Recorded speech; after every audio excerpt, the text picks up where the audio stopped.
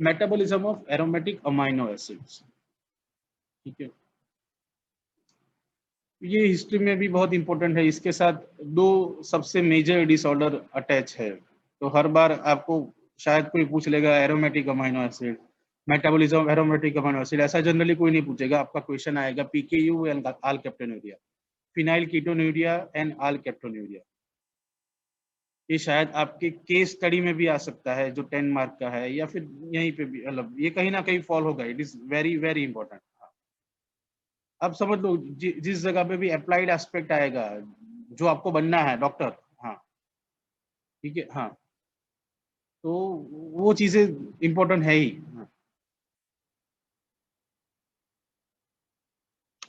Aromatic amino acids, तो वो हमारे पास है कौन से, फिनाइल एलेनिन, टायरोसिन, ट्रिप्टोफैन, ये हमारे एरोमेटिक अमाइनो एसिड्स हैं। इसमें से बहुत सारे number of important biologically compounds produce होते हैं। इसके बाद का जो टॉपिक होगा वो होगा special product synthesize from amino acids. आप सोचो हमारा प्रोटीन का इंपॉर्टेंस क्या था? कभी भी हमने लिखा ऐसा कि एनर्जी? नहीं। हम कहीं पे उसको एंजाइम, हार्मोन, ट्रांसमीटर या कहीं ना किसी जगह यूज करते थे। ठीक है, तो यही चीजें हर एक अमाइनो एसिड मेटाबोलाइज होकर कुछ ना कुछ बनाता है, इंपॉर्टेंट चीजें। That's why they are very important. तो हर एक अमाइनो एसिड में से कोई ना कोई, मतलब there is a bunch of special products that are synthesized from amino acids that you need to remember. और अभी तो शायद एक दो नहीं आएंगे तो दैट इज ओके, बट आपके एंट्रेंस में, आपके एमएलई में कहीं ना कहीं से दिस इज वेरी इंपॉर्टेंट। हाँ, और पैराडॉक्सिकली यही होता है, जो चीजें आप एमबीबीएस में छूटते हो they are ultimately coming out के वो आपके एमएलई के लिए और एंट्रेंस के लिए इंपॉर्टेंट है। ठीक है, हाँ। सो phenylalanine, tryptophan are nutritionally essential amino acid, but tyrosine is not. ठीक है, both glucogenic and ketogenic। अपनी बॉडी में ये phenylalanine, anyone knows कि phenylalanine का फंक्शन क्या है? What is the function of phenylalanine?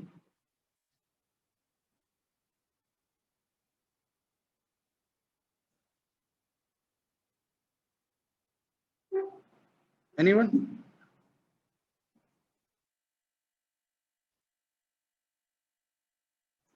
Okay, I think you guys are not in mood today. I think it's too early. Okay, तो phenylalanine का, am I audible right? Answer नहीं देना तो ठीक है, बट इतना तो बता दो, मेरी आवाज तो आ रही है ना आपके पास? ओके, आ रही है, हाँ। You use to convert something. Okay, अपनी बॉडी में फिनाइल एलानिन का वो एसेंशियल अमीनो एसिड है, मींस इंपॉर्टेंट तो होगा ही कहीं ना कहीं, हाँ। ठीक है, तो उसका ये बॉडी में एक ही फंक्शन है, टायरो तेरा बन जाऊंगा, टायरोसिन में कन्वर्ट हो जाना, बस। और बाकी के सभी एक्शन बंद करता है टायरोसिन। यस यस यस, मैं वही बता रहा हूँ, एक्चुअल फंक्शन करता है tyrosine. Phenyl alanine ultimately tyrosine में कन्वर्ट होता है और बाद में आगे आगे की साइकिल चलती रहती है। ठीक है, तो प्रैक्टिकली आप बोल सकते हो कि फिनाइल से ही सब कुछ हो रहा है, बट वो उसका स्पेयरिंग एक्शन है, वो अल्टीमेटली ऑल फंक्शन वो टायरोसिन करता है। ठीक है,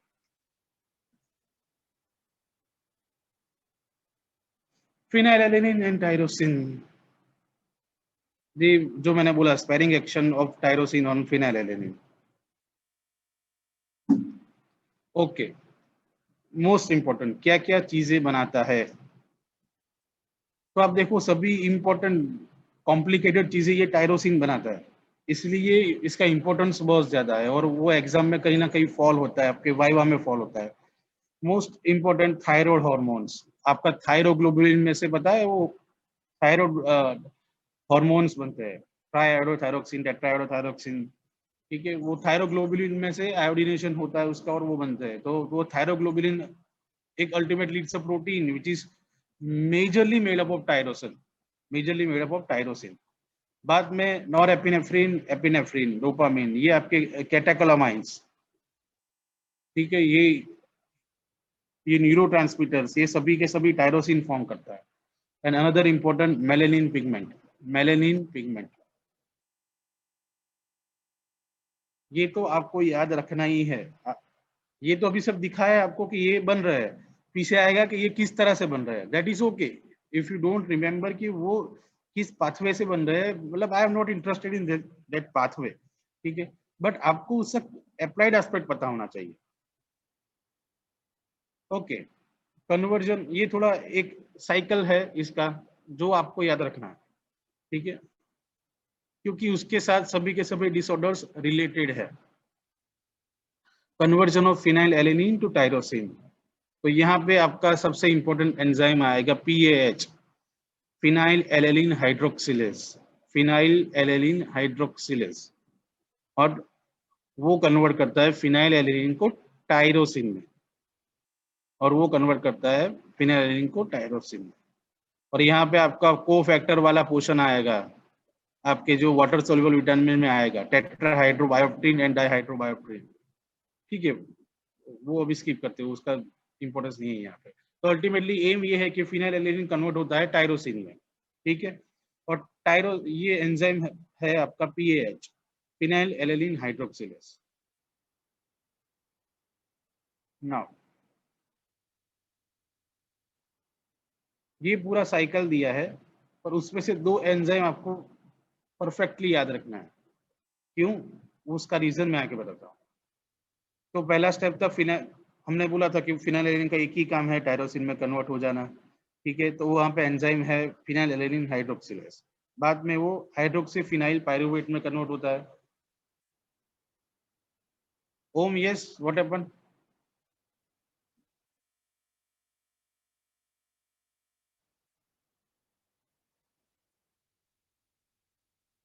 ओके ओके ओके।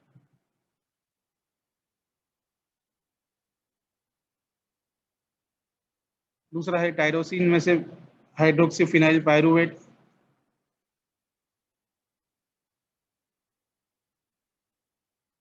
बाद में डाइऑक्सीजनेज आएगा, और वो कन्वर्ट करेगा होमोजेंटिसेट में।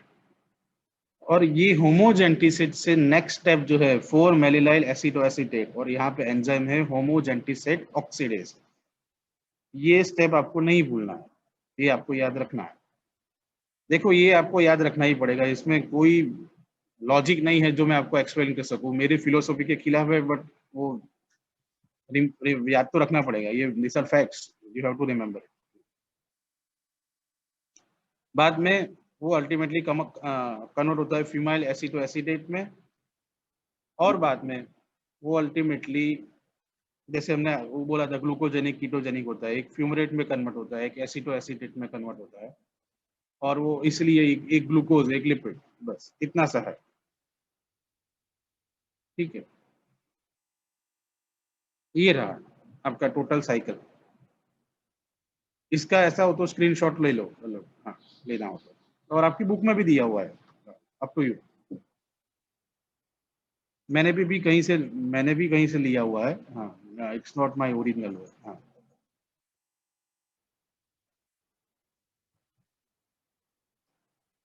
ठीक है। तो देखिए इसलिए इसके साइड में देखिए हर एक डिसऑर्डर्स लिखे हुए हैं, हर एक डिसऑर्डर लिखे हुए हैं, बट आपके एग्जाम में हर बार कहीं ना कहीं फॉल होगा आपका पहला phenylketonuria, enzyme deficiency PAH, phenylalanine hydroxylase, और दूसरा है alkaptonuria, enzyme deficiency homogentisate oxidase. Most likely आपके एग्जाम में कभी ऐसा क्वेश्चन नहीं आएगा, जैसे मैंने बोला metabolism of aromatic amino acid, आपके एग्जाम में आएगा PKU and alkaptonuria. Okay, अब है synthesis of biologically important compounds के, ऐसा तो क्या बनाता है, जैसे मैंने बोला कि tyrosine serve as a precursor for catecholamines, dopamine, norepinephrine, epinephrine. इसके रिलेटेड कोई डिसऑर्डर याद है आपको? ये डोपामीन, नॉरएपिनेफ्रिन, एपिनेफ्रिन के रिलेटेड कोई disorder? Do you know any disorder? Parkinson's, excellent, excellent, Parkinson's. Parkinson's क्या होता है? एनीवन नोस कि पार्किंसन में क्या होता है? Alzheimer, shivering of hand, shaky hand, yes, tremors, okay, memory loss, okay,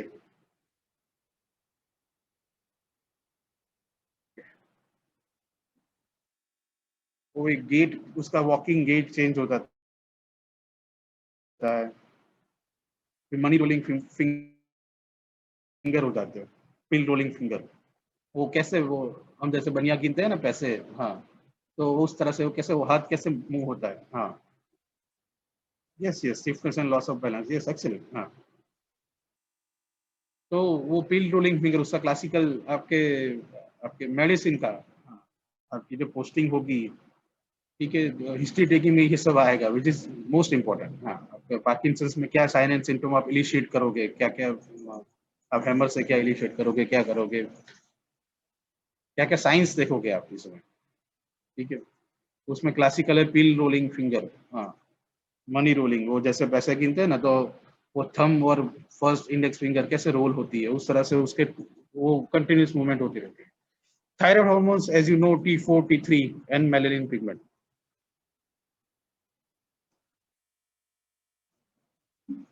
जैसे ये तीनों मिलके कहलाते हैं कैटेकोलामाइंस, ठीक है, are produced by adrenal medulla, serve as a hormone.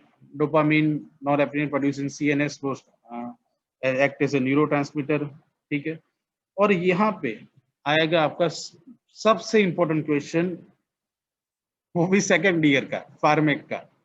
अब जब फार्मेक में जाओगे तो आपको कहीं ना कहीं ये जैसे कैसे फर्स्ट ईयर में आपका यूरिया साइकिल इंपॉर्टेंट है, PKU अल्केप्टोनुरिया, तो ये आपका शॉर्ट क्वेश्चन या कहीं ना कहीं फॉर्म होगा, मैं वो आगे आपको बताता हूँ क्या।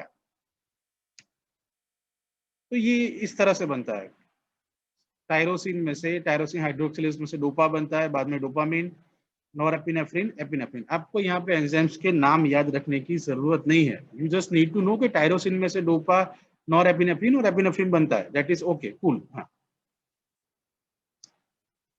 यहाँ पे पर देखिए एक प्रोडक्ट है लास्ट में, देखिए वो आपके एंट्रेंस वाली है, नॉरएपिनेफ्रिन में से एपिनेफ्रिन, वहां पे आता है सैम, एस एडिनोसाइल मिथ्योनिन। ये it is very important transmethylation reaction, transmethylation reaction. तो सबको बहुत पसंद है कि कौन कौन सी प्रोडक्ट ट्रांसमिथाइलेशन से फॉर्म होती है, ठीक है, इसलिए it is one of the example transmethylation का, नॉन एपिनेफ्रिन से epinephrine, SAM is a donor, हाँ। फंक्शंस, ये हर तरह के मेटाबॉलिज्म में, न्यूरोट्रांसमीटर में वर्क करता है, ठीक है। डोपामीन एंड पार्किंसंस, ठीक है, डोपामीन की डिफेक्ट डेफिशिएंसी की वजह से होता है बेसिकली, ऐसा माना जा रहा है, हाँ। Muscular rigidity, tremors, expressionless face, lethargy, involuntary movements, this are the symptoms, ठीक है। जैसे मैंने बोला माना जाता है, क्योंकि इसका अभी भी किसी को, दिस आर थियरीज के नहीं मालूम है exactly, aetiology we don't know कि क्या हो रहा है। However it is thought that it is linked with decrease production of dopamine, dopamine कम होता है इतना पता है, और degeneration of certain parts of brain, ठीक है।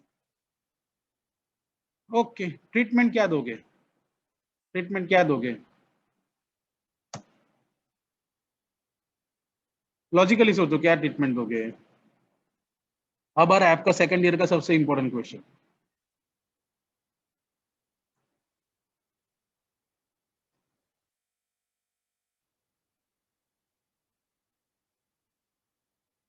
ओके, नहीं पता है ट्रीटमेंट, डोपामिन वाली drug, yes it's very simple, इसकी डेफिशिएंसी है, हाँ यस उसकी डेफिशिएंसी है तो डोपामिन देंगे। बट प्रॉब्लम ये है कि dopamine can not enter the brain, लो बात खत्म अब, dopamine can not enter the brain, so so इसलिए एल डोपा दी जाती है, लीवोडोपा, क्योंकि वो क्रॉस कर सकती है, ठीक है। So is dopa is converted to dopamine, which is relieves the symptoms of PD, ठीक है। बट अब दूसरा प्रॉब्लम ये है कि डोपामिन के और भी कई एक्शन है, ठीक है। तो वो फिर जो, वो तो जरूरत उसको ब्रेन में है डोपामिन की, पर बाकी जगह पे इश्यू हो रहा है, तो नोजिया, वॉमिटिंग, हाइपोटेंशन, ये सब साइड इफेक्ट्स लाता है जब पेरिफेरल में जाता है तब। तो इसीलिए उसके analog that inhibit dopa decarboxylase in various tissue but not enter brain it found to be effective, इसीलिए हम कार्बिडोपा और मिथाइल डोपा यूज करते हैं। This is your very very important concept. देखो ये कार्बिडोपा मिथाइल डोपा मतलब वो brain में जाने देगा, वो कन्वर्ट हो जाएगा, बट जो बाहर की बॉडी में रहा है उसको एंटागोनाइज कर देगा और न्यूट्रल कर देगा, वो उसको यूज नहीं होने देगा। ठीक है, तो एनीवेज यू आपको शायद फर्स्ट ईयर में भी ट्रीटमेंट की जरूरत नहीं है, but just for your knowledge it is your very important concept of pharmacology.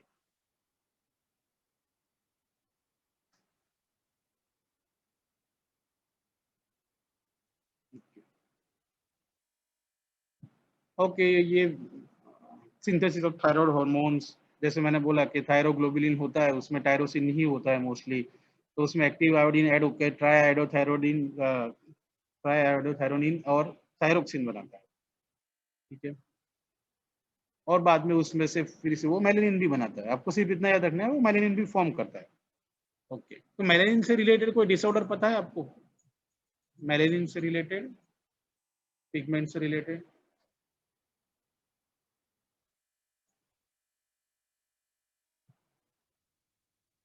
Vitiligo and albinism. Yes, very good, excellent. Melanin, black and red albinism is an inborn error with generalized lack of melanin synthesis. फिर से आपका वही। Now come to the topic. Praying, yes. Phenyl ketonuria. Enzyme है अपना deficiency PAH, autosomal recessive है। ठीक है, it is very common metabolic disorder. आपका IEM है, इनबॉर्न एरर्स ऑफ मेटाबॉलिज्म।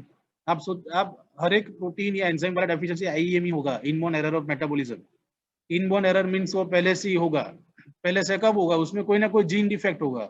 कोई एंजाइम डेफिशिएंट का मतलब क्या है कि वो प्रोटीन नहीं है। वो प्रोटीन नहीं है मतलब क्या है? वो उसके पास वो कोडिंग एरिया नहीं है, DNA में वो कोडिंग एरिया नहीं है, इसलिए वो जेनेटिक डिफेक्ट है।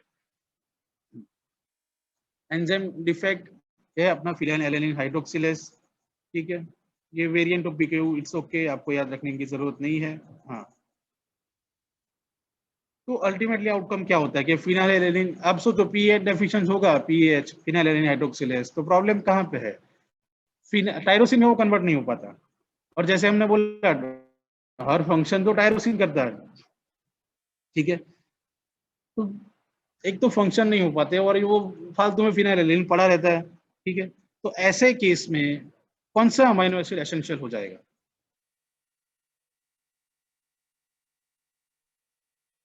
Tyrosine, yes, it's very simple, tyrosine.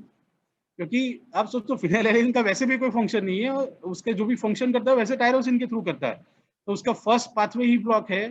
तो आप लॉजिकली सोचो कि अब उसको कौन सी डाइट नहीं देनी है, ये बच्चों को कौन सी डाइट नहीं देनी है?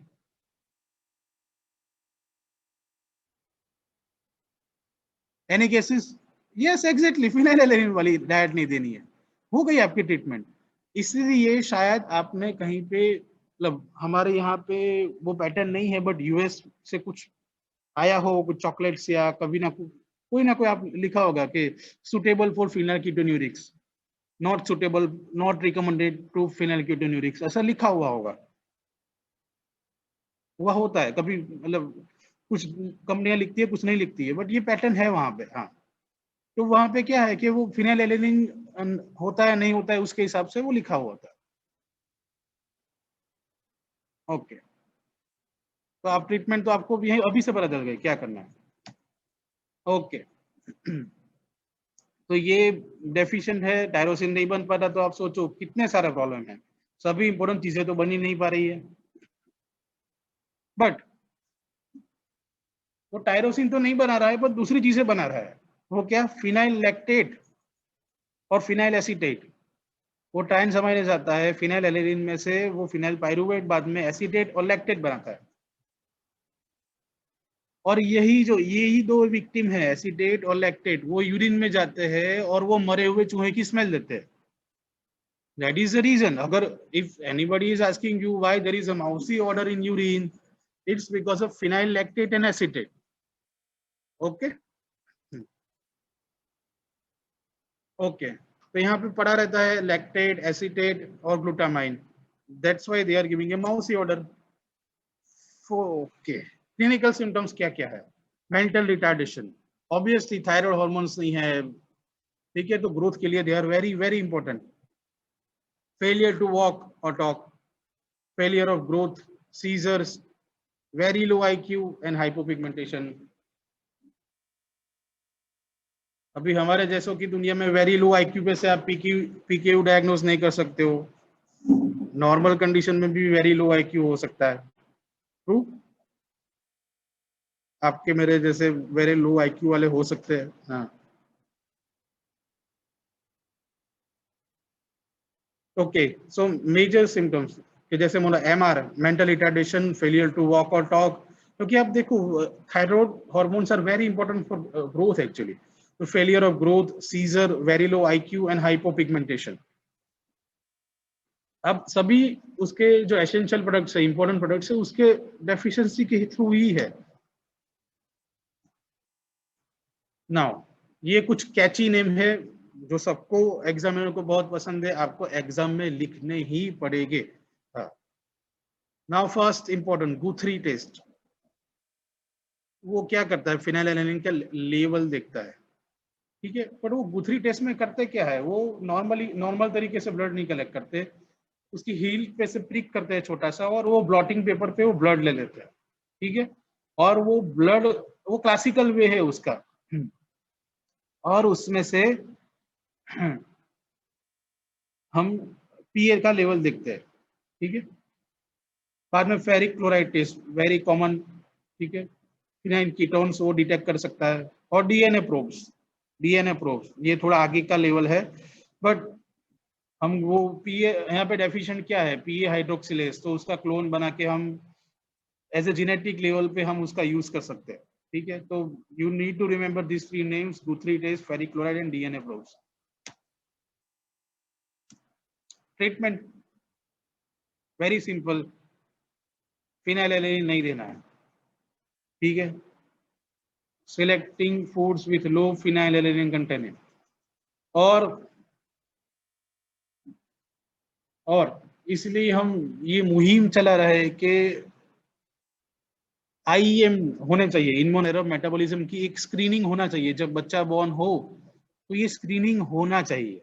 क्यों? क्योंकि ये ज्यादातर सिम्टम्स कब आएगा यार? ये फेलियर टू वॉक, टॉक, ये मैमर. क्योंकि यार वो बच्चा 1-2 साल तक तो क्यूट ही लगता है, वो कुछ भी, वो पागलपंती ही करता है. हाँ, वो तब पता नहीं चलता है हमको, ठीक है. वो लेटर ऑन स्टेज में पता चलता है कि वो, और इतने इतनी एंजाइटी होती है पेरेंट्स में, वो नहीं जा पाते डॉक्टर के पास.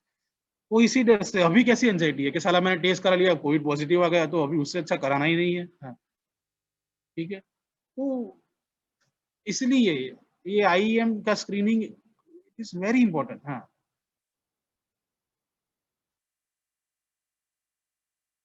तो अगर ये 4 to 5 ईयर्स के पहले हो गया तो वो ब्रेन का डैमेज बच सकता है. हाँ, और ट्रेजेडी ये है कि रिस्ट्रिक्शन ऑफ प्रोटीन डाइट वो लाइफ लॉन्ग स्टार्ट रखना ही पड़ेगा. टायरोसिनेमिया टाइप 2, इट्स ओके, आप इतना इंपॉर्टेंट नहीं है, बट यहाँ पे एंजाइम डेफिशिएंट है, टायरोसिन ट्रांसअमाइनेज. वो जो आगे का जो रिपीटेडली स्लाइड आ रही थी वो आप याद रखना, वो क्योंकि कोई भी पूछेगा तो वो अंदर आ ही जाएगा सब कुछ.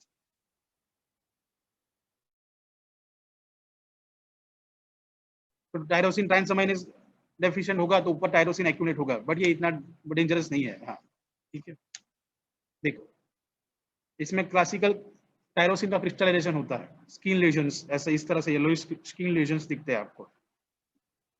ये आपको डर्मेट में आएगा.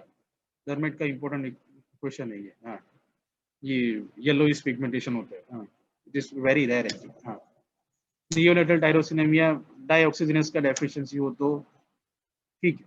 अब now come to the another important topic, alkaptonuria. अल्केप्टोन्यूरिया,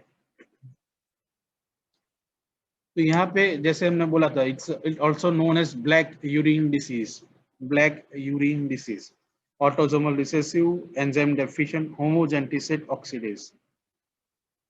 Alkaptonuria has great historical importance. Garrod received conceived the idea of inborn error of metabolism from his observation on alkaptonuria. ठीक है, और आपका सबसे सबसे सबसे इंपॉर्टेंट क्वेश्चन गैरोट्स टेट्राड, ठीक है, वो आपको याद रखना पड़ेगा। कौन कौन से आते हैं गैरोट्स टेट्राड में, कौन कौन से डिसऑर्डर्स फॉल्स होते हैं?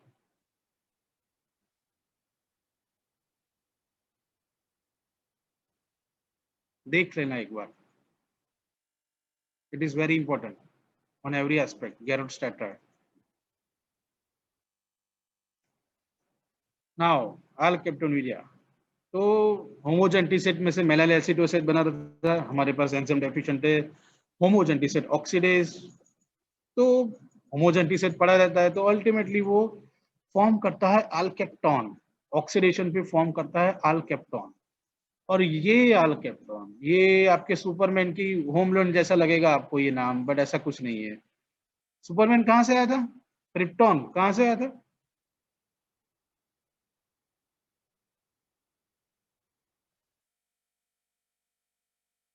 क्रिप्टॉन, ओके, ज्यादा मालूम नहीं है मुझे क्रिप्टॉन, ओके ओके ओके। चलो मेरी तरफ कोई भी मार्वल और डीसी का फैन तो है, okay.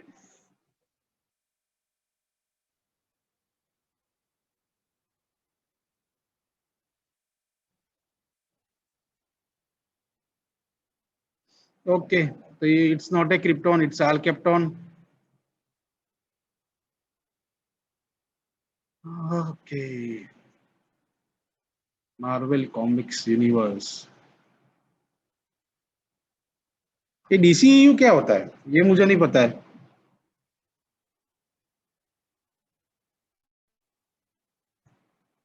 Mukesh, what is DCU? DC extended, okay, DC extended universe, okay okay okay okay okay, got it got it got it, okay okay okay, समझ गया है, वो सिर्फ ई का मीनिंग मुझे नहीं, वो पर एक्सटेंडेड यूनिवर्स था, ओके ओके। तो अल्केप्टोन, और ये अल्केप्टोन डिपोजिट हो जाता है connective tissue, bone and various organ में। अब और ये जब डिपोजिशन होता है, ठीक है, तो वो डिपोजिशन जो ब्लैक पिगमेंट्स दिखते हैं वो विच इज नोन एज ओक्रोनेसिस, ओक्रोनेसिस, ठीक है, वेरी इंपॉर्टेंट। वाई ये इस अल्केप्टोन में हर एक चीजें बहुत कैची है, इसीलिए लोग बहुत पूछते हैं, ठीक है, बाकी वो इतना डेंजरस नहीं है, अल्केप्टोन इतना डेंजरस नहीं है।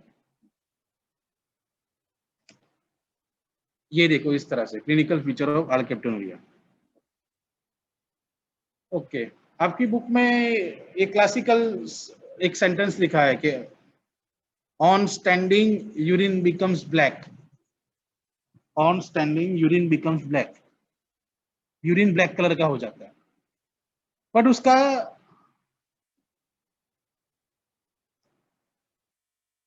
दूसरी तरह से कोई लोग मीनिंग निकालते हैं, on standing urine becomes black,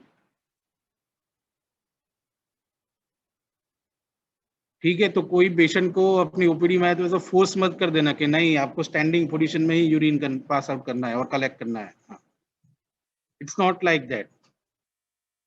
on standing means आपने यूरिन कलेक्ट कर लिया वहां पे आधे घंटे, हाँ, कीपिंग फॉर वाइल, तो वो ऑक्सीडाइज होके ब्लैक में ब्लैक हो जाएगा, हाँ, यस यस।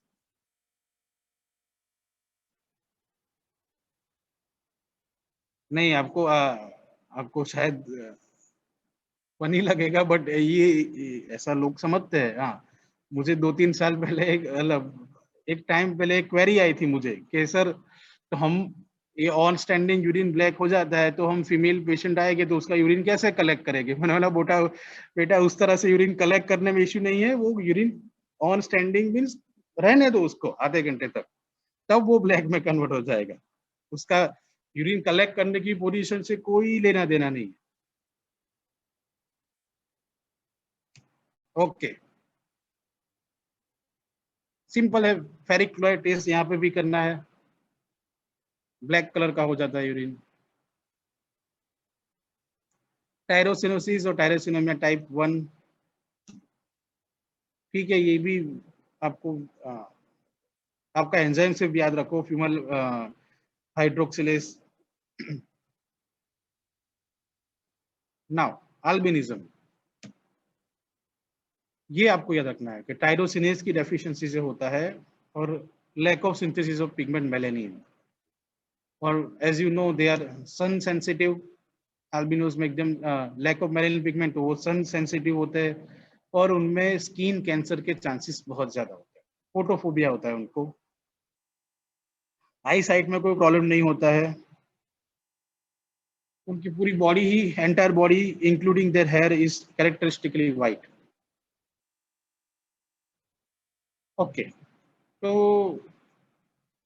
ना ये टॉपिक ओवर हो गया प्रैक्टिकली आपका, बट आपके लिए कुछ है यहाँ पे जो इसका आंसर मैं नहीं देने वाला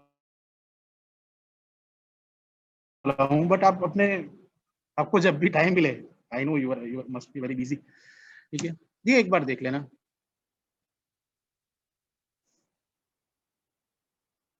ये एक बार देख लेना, देयर इज अ रीजन। मैं आपको,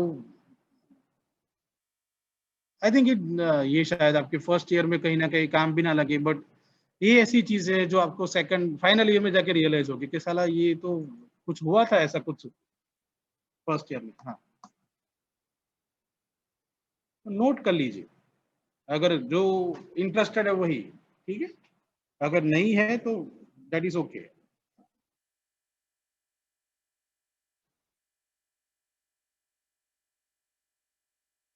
ठीक है, फियोक्रोमोसाइटोमा एंड हाइपरटेंशन, ये सिर्फ मैंने ओपन एंडेड छोड़ दिए है।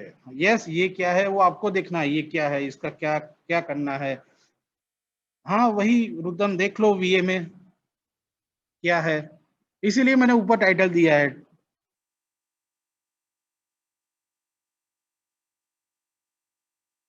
अबे यार, तुम लोग मुझे डीसीईयू बता सकते हो, तो मैं आपको तो लेजिक टर्म बताता हूँ वीए में, तो वो तो ढूंढ लो।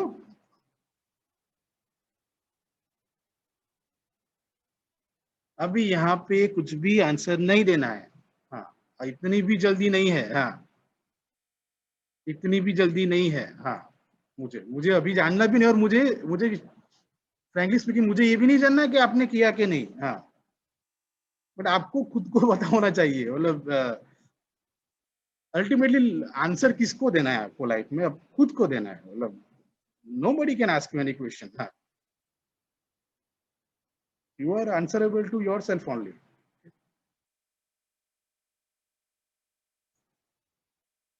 So pheochromocytoma and hypertension, VMA estimation, Garrot's tetrad, sleep-inducing substance, serotonin and carcinoid syndrome. ठीक है, अगर ये है ना, ये प्रोटीन मेटाबॉलिज्म ऐसा शायद फर्स्ट ईयर के लिए हम ज्यादा इग्नोरेंस में चला जाता है, बट ये इतना कैची है हर जगह पे कहीं ना कहीं। No, they are different, albinism and vitiligo, क्या है डिफरेंस? अल्बिनिज्म में क्या है वो पता है कि दो टाइप के होते हैं। हाँ, जैसे अल्बिनिज्म में टोटल व्हाइट हो जाता है पूरा, वो आपने, यस, विटिलिगो में पैचिस होते हैं। हाँ, विटिलिगो में पैचिस होते हैं। हाँ, yes yes yes yes. Albinism में आपने कुछ लोगों को देखा होगा पूरा व्हाइट हो जाता है। हाँ, ठीक है, उसमें उसमें आपको पता भी नहीं चलेगा, आपको ऐसा लगेगा कि कोई फॉरेनर है कोई। हाँ, बट विटिलिगो में पैची एरियाज होते हैं उसमें, ठीक है। ये हम अभी थोड़ा लाइटली लेते हैं, बट अल्बिनिज्म वैसे इतनी डेंजरस कंडीशन, मतलब कुछ लाइफ थ्रेटनिंग नहीं है, बट सोसाइटी इसको बहुत ही शेमफुल सिचुएशन में डाल देती है, मतलब इट्स अ ट्रॉमेटिक एक्सपीरियंस। हम खुद ही फील कराते हैं उनको कि you are something different, it's not like that है, मतलब। हाँ, यस, उसमें पैची एरियाज में नहीं होता है। मैं जैसे मैंने बोला, इसकी इटियोलॉजी नहीं पता है, इसीलिए उसकी ट्रीटमेंट भी नहीं है हमारे पास, विटिलिगो की हमारे पास। कई सारे डिसऑर्डर है जिसकी हमें, जैसे अभी पार्किंसन के बारे में इतना हम बता रहे हैं, ठीक है, बरसों से हम, it's a common name Parkinson, but किसी को पूछ लो कि क्या है exact reason, no one knows. ठीक है, तो लाइफ में बहुत सारी चीजें हैं जो नहीं पता है। हाँ, yes, yes, it may be genetical. हाँ, as I said, have you, I I to don't touch no, but no one knows exactly. हाँ, but it is mostly genetical. हाँ, क्योंकि पास ऑन होता है ऑब्वियसली, वो जीन है, melanin protein है, तो ऑब्वियसली कुछ कंपोनेंट तो जेनेटिक ही है में से। हाँ, ठीक है, ये लिख लिया आपने? ओके, तो ठीक है, तो फिर जो जिस काम के लिए आए हो